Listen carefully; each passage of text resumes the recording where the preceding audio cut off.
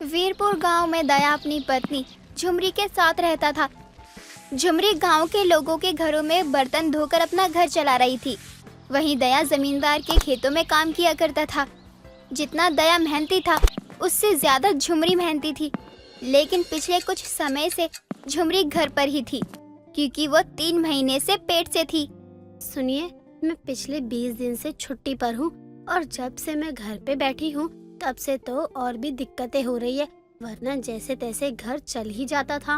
और जो हमने माँ जी के इलाज के लिए जमींदार से पैसे लिए थे वो भी अभी तक हम उन्हें नहीं दे पा रहे हैं।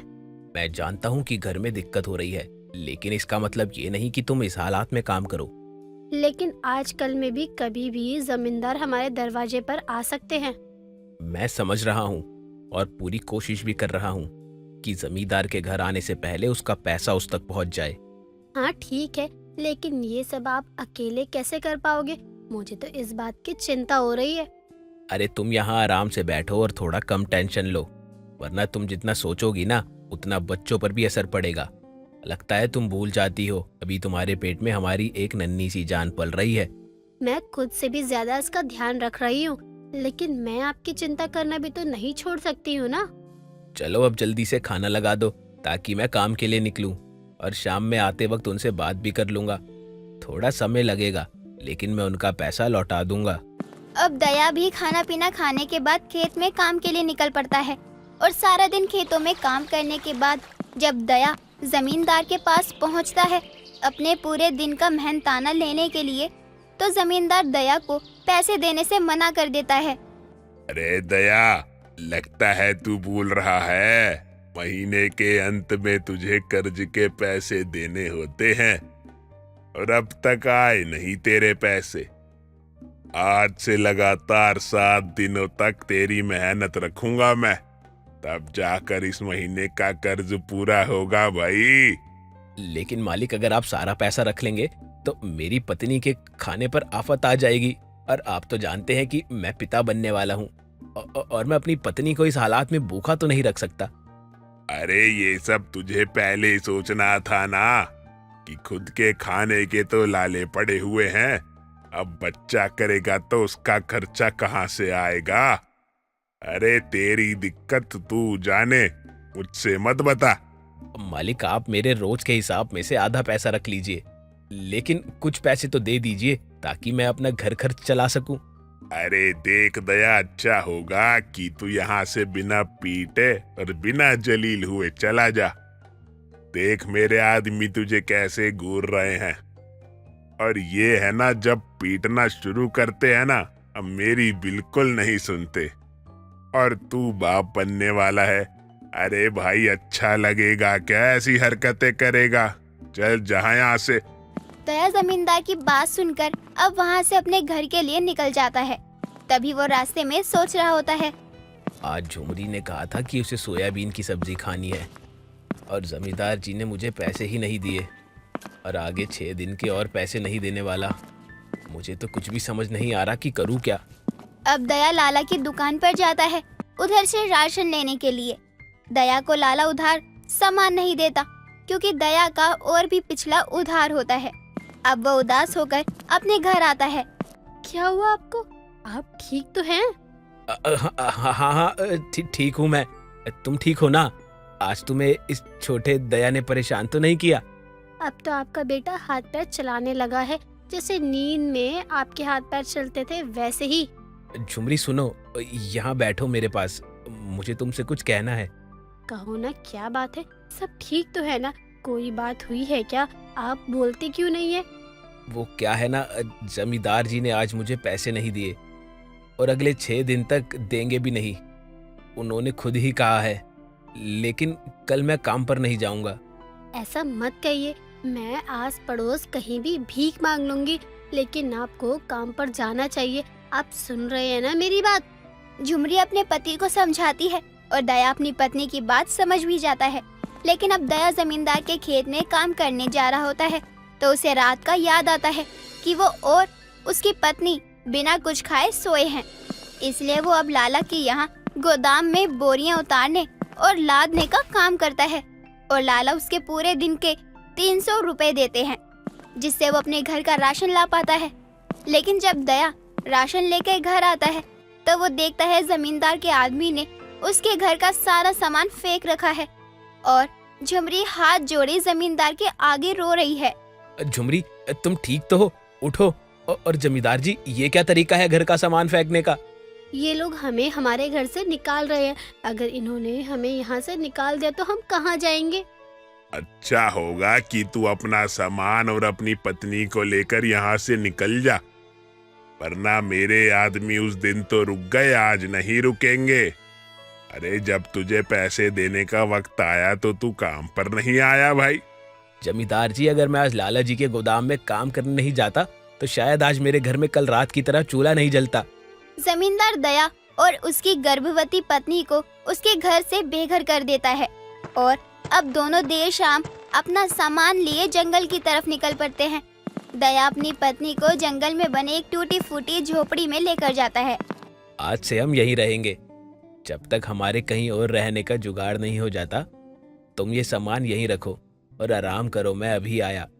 अब दया इतना कहने के बाद झोपड़ी से बाहर आता है और देखता है उसकी झोपड़ी के सामने एक लौकी की बेल लगी हुई है और उस पर एक ही लौकी है जिसे दया तोड़कर ले जाता है और झुमरी उसकी सब्जी बनाती है और दोनों खा पीकर सो जाते हैं। अब दया जब सुबह उठता है तो देखता है जहाँ से उसने एक लौकी तोड़ी थी उस पेड़ पर ढेरों लौकी लग गई है, जिसे देखकर वो अपनी पत्नी झुमरी को सारी बात बताता है और झुमरी दया से कहती है, क्यों ना आप इसे बाजार में बेच आए, इससे हमें अच्छे पैसे मिलेंगे। और आप जैसा कह रहे हैं कि कल ही इस पर एक लौकी थी और आज ढेरों लग गई, आपकी ये बात मुझे समझ नहीं आई। आप थक गए हैं तो शायद आप ये सब सोच रहे हैं। अरे नहीं नहीं, मैंने अपनी आंखों से देखा था। तुम मेरा विश्वास क्यों नहीं करती? अभी इसे तोड़कर आप बेच आइए ताकि हम अपना घर चलाने के साथ साथ उस जमींदार से अपना घर वापस भी ले सके जिसे उसने अपने कब्जे में रख लिया है। अब दया उस लौकी को बाजार में बेच कर आता है। अब लगातार 2-3 दिन ऐसे ही होता है। शाम में दया लौकी तोड़ता और रात भर में लौकी के बेल पर ढेरों लौकियां जाया करती जो कि एक पेड़ पर लगी हुई थी। अब एक रोज दया उस लौकी को तोड़ते हुए कहता है, ये कैसा चमत्कार है? जरूर किसी की साजिश है। ये कोई जादू टोना ही है। तुम डरो नहीं दया, मेरी बेल जादुई है जिससे तुम जितनी लौकी तोड़ते जाओगे मैं तुम्हें उतनी ही देती जाऊंगी। क्योंकि तुम्हें याद नहीं, शायद एक बार तुम यहाँ परेशान होकर आए थे और इस पेड़ के नीचे बैठे थे, तभी तुमने मेरी बेल को मुरझाए हुए देखा तो उसमें तुमने पानी दिया था। और आज मुझे तुम्हारी मदद करने का मौका मिला है तो मैं तुम्हारी मदद कैसे ना करूं। तुम्हारा बहुत बहुत धन्यवाद जादुई लौकी। तुम्हें पता नहीं तुमने हम बेघर पति पत्नी को कितना सहारा दिया है। झुमरी भी उस लौकी की ये बात सुन लेती है और झुमरी भी उस लौकी को दिल से धन्यवाद कहती है। सच में हम जाने अनजाने में अगर किसी की मदद करते हैं तो भगवान हमें सूद समेत वापस लौटाते हैं, और आज ये सच भी हो गया। मेरे बेल के जड़ में तुम्हें कुछ लौकी के बीज मिलेंगे। तुम इन्हें बोकर अपने घर और अपने कर्ज को चुकता कर सकते हो। ये सारी लौकी के बीज जादुई है और इसे बेचकर तुम अपनी परेशानी दूर कर सकते हो दया। मैं जिंदगी भर असहाय और मजबूर लोगों की मदद करूंगी और तुम्हारी जिंदगी भर ऋणी रहूंगी। उस जादुई लौकी को बेचकर दया और उसकी झुमरी जमींदार से अपना घर तो छुड़वा ही लेते हैं, बल्कि वो एक अच्छा सा घर भी बनवा लेते हैं। जमींदार का कर्जा भी चुकता हो जाता है और तो और गांव में गरीब और असहाय लोगों की वो मदद भी करने लगते हैं।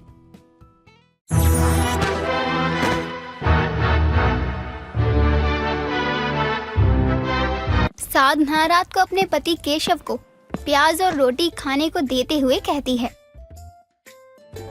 ये लीजिए, खाना खा लीजिए। वैसे आजकल मैं देख रही हूँ कि आप खाने पर ध्यान ही नहीं दे रहे हो। अब मैं क्या कर सकता हूँ, सुबह से रात तक इतनी मेहनत करता हूँ कि भूख से ज्यादा थकान हो जाती है तो सो जाता हूँ।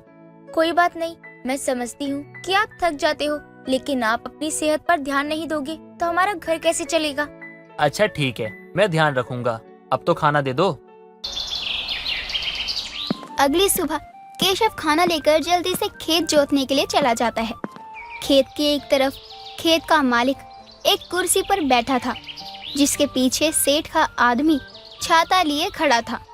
जो केशव को देखकर उसे अपने पास बुलाता है और कहता है, क्या बात है केशव, आज पूरे 5 मिनट लेट आया तू। आखिरी बार बोल रहा हूँ, मुझे देर से आने वाले लोग बिल्कुल पसंद नहीं है।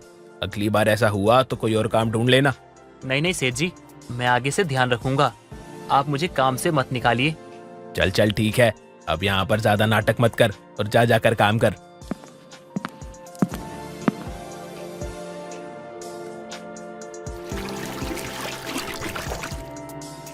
केशव बहुत मेहनत करता है और फिर शाम होने के बाद अपने घर चला जाता है, जहाँ साधना ने अपने पति के लिए खाना बनाया था। केशव हाथ पैर धोकर खाना खाने बैठता है। दोनों पति पत्नी साथ में खाना खा रहे होते हैं तो साधना केशव से बोलती है, सुनिए ना, आपको सेठ जी के खेतों में काम करते हुए कितना समय हो गया है। अब तो उन्हें बोलिए कि वो कुछ पैसे बढ़ा दें आपके। इतने कम पैसों में घर चलाना बहुत मुश्किल होता है। मैं समझ रहा हूँ साधना कि मुझे काफी समय हो गया है सेठ जी के खेत में काम करते हुए। अब मुझे उनसे बात करनी चाहिए। अपनी पत्नी के समझाने पर केशव अगली सुबह अपने सेठ के पास जाता है और हाथ जोड़कर अपनी सेठ से कहता है, सेठ जी, मुझे ना आपसे कुछ जरूरी बात करनी है। अब तुझे भी बात करनी है? बोल क्या बात है। सेठ जी, वो मैं कह रहा था ना कि मैं आपके खेतों में बहुत समय से काम कर रहा हूँ। अगर आप कुछ पैसे बढ़ा देते तो आपकी बहुत बहुत मेहरबानी होती। हमें घर चलाने में बहुत दिक्कत का सामना करना पड़ता है। अरे भाई, एक तो तुझे मैंने काम पर रखा और अब तुझे पैसे बढ़वाने हैं। अरे तू मेरी वजह से रोटी खा पा रहा है और अब तू मुझसे बहस करने के लिए खड़ा हो गया है यहाँ पर। जानता है ना तुझे काम से निकाल सकता हूँ। नहीं नहीं सेठ जी, मैं आपसे बहस नहीं कर रहा। आप तो हमारे अन्नदाता हो, आपके कारण हमारे घर में चूल्हा जलता है। लेकिन मैं तो बस अपने हक के पैसे बढ़ाने की बात कर रहा हूँ। जा, नहीं बढ़ाता तेरे पैसे। बोल अब क्या करेगा? अपनी उस छोटी सी जमीन पर खेती करेगा? अरे बीज लाने के पैसे तो हैं नहीं तेरे पास। जितने पैसे तुझे मिल रहे हैं ना, उतने में खुश रह, ज्यादा पैर मत फैला। सेठ की बात सुनकर केशव बहुत निराश हो जाता है और घर चला जाता है। घर जाने के बाद केशव को उदास देखकर साधना कहती है, क्या हुआ जी, आपने सेठ जी से बात की? वो पैसे बढ़ाने के लिए मान गए ना? देखना, अब हम कुछ पैसे हमारे भविष्य के लिए भी जमा कर पाएंगे। ऐसा कुछ नहीं होगा साधना, सेठ जी ने मना कर दिया है पैसे बढ़ाने से। यहाँ तक वो हमारी गरीबी का मजाक उड़ा रहे थे और कह रहे थे क्या मैं अपनी छोटी सी जमीन पे खेती करूँगा। हाँ बिल्कुल, क्यों नहीं। सेठ जी ने बुराई में हमें कितनी अच्छी बात बता दी। क्या अच्छी बात है साधना, तुम कहना क्या चाहती हो? अब आप सेठ जी की नौकरी छोड़ दो और अपने खेतों पर ही काम करो। तब तक आपके बदले मैं किसी के घर में काम कर लिया करूंगी और घर की जरूरतें मैं पूरी कर दूंगी। लेकिन तुम किसी और के घर में काम कैसे करोगी? बिल्कुल वैसे ही जैसे तुम अब तक सेठ जी के यहाँ काम करते थे। देखो, अगर आज हम कोई बड़ा कदम नहीं उठाएंगे तो आगे चलकर भी कुछ नहीं कर पाएंगे। मैं आपका पूरा साथ दूंगी। आप बस अपनी जमीन पर ही मेहनत करना। देखना, आप हमारी मेहनत का फल हमें जरूर मिलेगा। केशव अपने सेठ की नौकरी छोड़ देता है और जो भी पैसे मिलते उससे अपनी जमीन पर खेती करना शुरू कर देता है। केशव दिन रात बहुत मेहनत करता है और प्याज की फसल लगाता है। देखिए जी, हमारी मेहनत रंग लाने लगी है। देखो कितनी अच्छी फसल हुई है। हाँ साधना, बस कुछ समय का इंतजार और करना है। उसके बाद हम प्याज बेचकर पैसे जमा कर लेंगे। ऐसे ही कुछ दिन बीत जाते हैं और केशव सारी प्याज खेत के एक ही कोने में बनी झोपड़ी में रख देता है।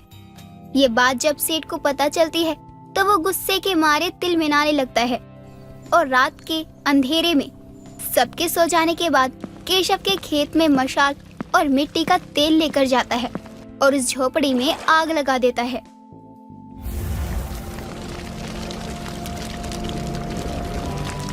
अरे इस केशव को मैंने काम से क्या निकाला? इसने तो अपनी बंजर जमीन पर खेती कर डाली। देखते हैं आगे क्या करेगा। सेठ आग लगाकर वहां से चला जाता है। सारी प्याज जल जाती है। तभी केशव और साधना को भी खेत जलने की खबर मिलती है और वो दोनों भागते हुए खेत में जाते हैं। लेकिन अब काफी देर हो गई थी।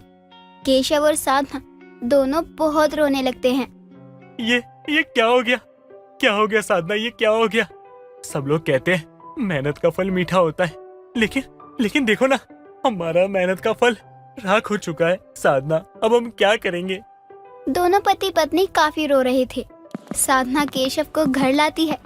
जब केशव थोड़ा ठीक महसूस करने लगता है तो साधना केशव से कहती है, देखिए, अब हमारी सारी मेहनत पर तो आग लगी गई है, लेकिन रोने से कुछ भी नहीं होगा। अभी हमारे पास समय है। आप सेठ जी से कुछ पैसे मांगिए। अगर उन्होंने हमें पैसे उधार दे दिए तो हम फिर से खूब मेहनत करेंगे। हम इतनी जल्दी हार तो नहीं मान सकते ना।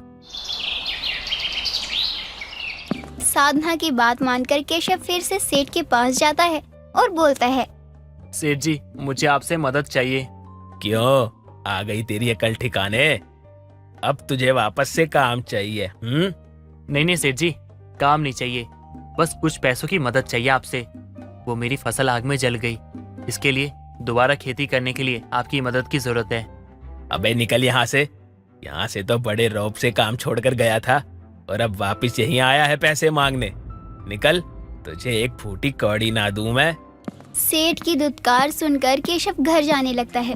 तभी रास्ते में उसे अपना खेत दिखता है। केशव वहां जाकर रोने लगता है। केशव को उस राख में से एक साबुत और सही सलामत प्याज दिखती है, जिसे देखकर केशव कहता है, तुम्हारा पूरा परिवार आग में जल के राख हो गया, बस तुम ही बचे हो मेरे पास। देखो, तुम रो मत। तुम इधर उधर कहाँ देख रही हो? मैं तुम्हारे हाथ में ही तो हूँ। मैंने तुम्हें इतनी धूप में कड़ी मेहनत करते हुए देखा है, और जब सब कुछ चल गया था तब भी तुम्हारे आंसू देखे थे। अब तुम निराश मत हो। तुम मुझे अपने खेत में लगाओ और देखना, मेरे आसपास जल्दी ही बहुत सारी प्याज भी होने लग जाएंगी। केशव उस जादुई प्याज की बात मानता है और जादुई प्याज को खेत में लगाता है। उस जादुई प्याज के आसपास अब नई प्याज भी आने लग गई थी। ये देखकर केशव को बहुत अच्छा लगता है। आपका बहुत बहुत धन्यवाद। मैं जल्दी से जाके अपनी पत्नी को बताता हूँ, वो बहुत खुश हो जाएगी। घर जाकर वो साधना को सारी बात बताता है। ये तो बहुत अच्छी बात है। भगवान कभी हमारे साथ बुरा नहीं होने देंगे। अगली सुबह जब दोनों खेत जाते हैं तो देखते हैं कि फसल पक चुकी है और अब वो भी सारी प्याज को निकालकर वहीं खेत के कोने में टोकरियों में भरकर रख लेता है। अब हम कल ही इन सभी प्याजों को बेच देंगे। हमें नहीं पता पिछली बार कैसे आग लगी थी। साधना और केशव की खुशी का कोई ठिकाना नहीं था, लेकिन फिर से जब ये बात सेठ जी को पता चलती है तो वो रात के समय मशाल लेकर फिर से खेत में पहुंच जाता है और आग लगा ही रहा होता है कि तभी जादुई प्याज कहता है, तुम ऐसा क्यों कर रहे हो? मुझे पता है, पिछली बार भी तुमने ही आग लगाई थी। तुम्हारे पास तो किसी भी चीज की कोई कमी नहीं है, फिर क्यों इनका तुम नुकसान करना चाहते हो? तुम इंसान नहीं हो ना, इसलिए इंसान की भावना नहीं समझ सकते। सेठ आग लगाने के लिए मशाल आगे करता है कि जादुई प्याज का आकार बहुत बड़ा हो जाता है और सेठ जमीन पर मशाल के साथ ही गिर जाता है और डर के चिल्लाने भी लगता है। साधना और केशव आवाज सुनकर तुरंत वहां पहुंच जाते हैं। जमीन पर सेठ को मशाल के साथ पड़ा देखकर दोनों हैरान हो जाते हैं। सेठ जी, आप यहाँ क्या कर रहे हो? और ये मशाल? इसका मतलब हमारे खेत में जो आग लगी थी वो आपने लगाई थी? हाँ, और ये आज भी सब जलाने ही आया था। आज तो मैं इसका हिसाब चुकता कर ही देता हूँ। केशव प्याज को हाथ जोड़कर शांत करवाता है और प्याज वापस अपने छोटे रूप में आ जाता है। सेठ का सच सामने आ जाता है और केशव उन्हें पुलिस के हवाले कर देता है, जिसके बाद केशव और साधना प्याज बेचकर पैसे इकट्ठे करते हैं और अपने खेत में मेहनत करके खुशी खुशी रहने लगते हैं।